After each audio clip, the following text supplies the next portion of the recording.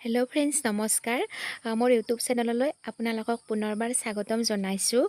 আৰু আজি হৈছে মে' মাহৰ 22 তাৰিখ আৰু অসমীয়া জেঠ মাহৰ আজি 7 তাৰিখ। আৰু আজি হৈছে মোৰ এইজনী ভাগিন ছোৱালীৰ জন্মদিন। আৰু এই জন্মদিনৰ দিনা তাইক মোৰ মাহীৰ ফালৰ পৰা বহুত মৰম আৰু শুভেচ্ছা জনালোঁ। আৰু আপোনালোকেও তাইক বহুত মৰম আৰু শুভেচ্ছা জনাব, লগতে আশীৰ্বাদ দিব যাতে তাইক খুব ভালকৈয়ে পঢ়া শুনা কৰি ডাঙৰ মানুহ হ'ব পাৰে, ভাল নাগৰিক হ'ব পাৰে। আৰু তাইৰ উজ্জ্বল ভৱিষ্যত কামনা কৰিব আপোনালোকেও।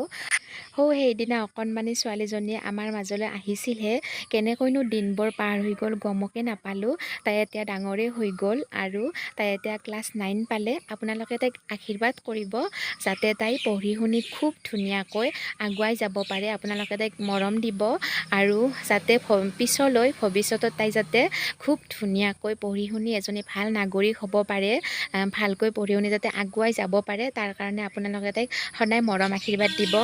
জন্মদিন বুলি ক'লে মানে বহুত ফূৰ্তিত থাকে তাই, ইমানেই ফূৰ্তিত থাকে কেতিয়া যে জন্মদিনটো আহিব মানে গণি থাকে আৰু সোনকালে আহক। কিন্তু এইবাৰ যে তাইৰ বহুত মনটো বেয়া। আচলতে তাই নহয়, আমাৰ গোটেই ঘৰখনৰে মনটো বহুত বেয়া।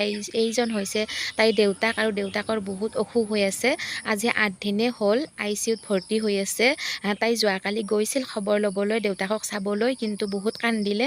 আমাৰো আচলতে বহুত বেয়া লাগিছে, কাৰণ সোনকালে সুস্থ হৈ আহক তাইৰ দেউতাক। আৰু এইবাৰে প্ৰথম জন্মদিন য'ত তাইৰ দেউতাক আৰু মাক তাইৰ লগত নাই। মাক দেউতাক দুয়োজন হস্পিটেলতে আছে।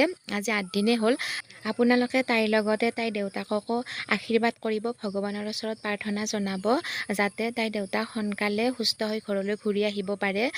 তাই এইকেইদিন এই 8-10 দিন যে কেনেকৈ আছে তাই মানে ক'ব পৰা নাই খুলি, ইমান যে কান্দি আছে, বহুত বেয়া লাগিছে কালি তাই মুখখন দেখি।